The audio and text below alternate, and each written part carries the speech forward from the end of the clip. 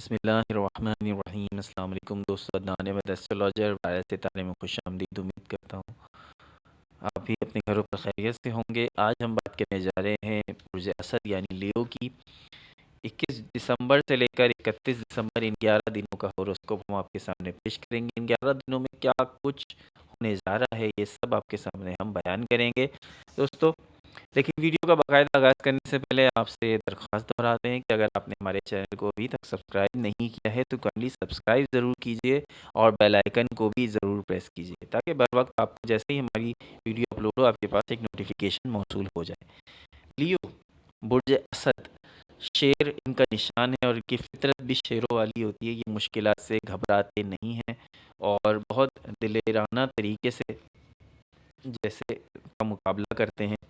سورج ان کا جو ہے وہ پلانٹ ہے، لیکن ان 11 دنوں میں اسپیشلی ان 11 دنوں میں ہمارے اسد برج اسد کیا کچھ کرنے جا رہے ہیں، ان کی لائف میں کیا کچھ ہوگا، یہ سب آج کی ویڈیو میں ہم ڈسکس کریں گے۔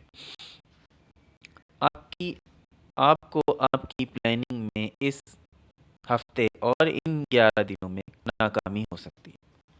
آپ کی پلاننگ ہے، اگر آپ کی شادی سے ریلیٹڈ کوئی پلاننگ ہے، کہیں ٹریول کرنے کی کوئی پلاننگ ہے، یا کوئی نئی جاب کی کوئی پلاننگ ہے، یا کوئی نئے بزنس کی کوئی پلاننگ ہے، تو ان 11 دنوں میں فی الحال وہ ممکن نظر نہیں آ رہی ہے۔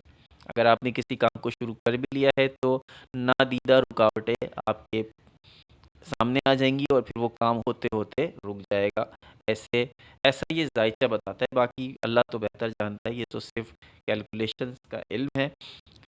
میرا بھی غیب کا علم جانتا ہے، ہم تو صرف اندازے لگا سکتے ہیں جو ہوروسکوپ کے مطابق ہے۔ جس طرح موسم کا حال بتانے والے موسم کا حال بتاتے ہیں کہ آج بارش ہوگی، آج گرمی ہوگی، تو کبھی ہو بھی جاتی ہے اور موسٹلی ہو جاتی ہے اور موسٹلی نہیں بھی ہوتی، کبھی کبھار نہیں بھی ہوتی، تو یہ سب چلتا رہتا ہے اس میں۔ اپنے رشتہ داروں سے، دوستوں سے آنےسٹ رہیے، ورنہ آپ کا جھوٹ آپ کے لیے بے انتہا مسائل کھڑے کرنے والا ہے۔ لیو بعض لوگ بالکل جھوٹ نہیں بولتے اور بعض لوگ بہت جھوٹ بولتے ہیں۔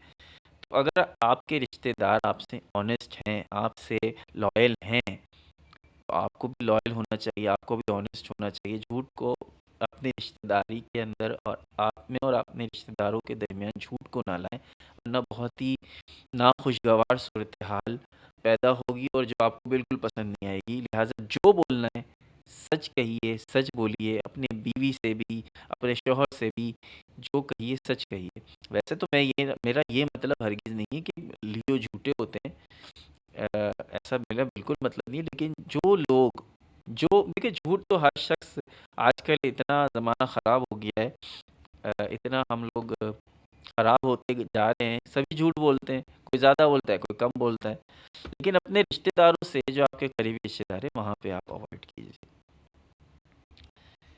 آپ کی ذہنی کیفیت ان 11 دنوں میں کافی غیر مطمئن اور پریشان کن ہو سکتی ہے۔ کچھ چیزیں آپ کو بہت زیادہ پریشان کر سکتی ہیں، کچھ مالی مسائل بھی ہو سکتے ہیں، کچھ ازدواجی مسائل بھی ہو سکتے ہیں کہ آپ کو بہت ساری چیزیں ڈسٹرب کر سکتی ہیں۔ آپ کو سمجھ نہیں آئے گا کہ پہلے کون سا کام کریں۔ اسپیشلی کمارے افراد کی محبت، کمارے افراد جن سے محبت کرتے ہیں ان کو اپنی محبت کو شادی میں بدلنے کا موقع ملے گا ان 11 دنوں میں۔ بات تو پہلے سے بھی چل سکتی ہے، لیکن ان 11 دنوں میں وہ کام فائنلائز ہوتے نظر آئیں گے۔ اگر یہ محبت واقعی سچائی پر مبنی ہے، یہ شرط ہے کہ اگر واقعی سچی محبت ہے یا صرف ٹائم پاس نہیں ہے، واقعی سچی محبت ہے تو ان کی محبت شادیوں میں بدل جائے گی انشاءاللہ۔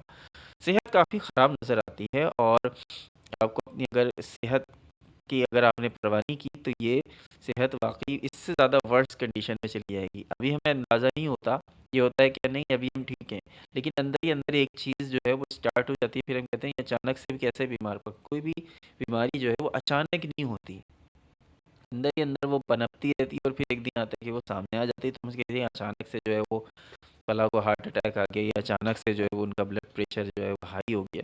تو اچانک سے کچھ بھی نہیں ہوتا، اندر ہی اندر پہلے ہی